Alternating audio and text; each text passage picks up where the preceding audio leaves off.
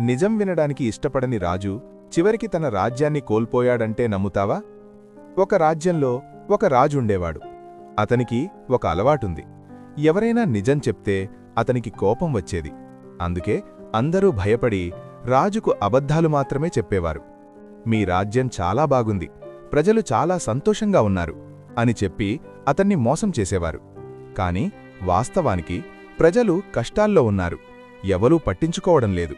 వారి బాధ ఎవరికీ కనిపించడం లేదు.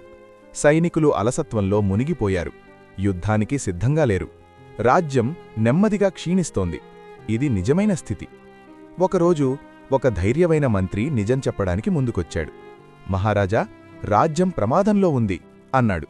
కాని రాజు కోపంతో ఆ మంత్రిని రాజ్యం నుంచి పంపించాడు.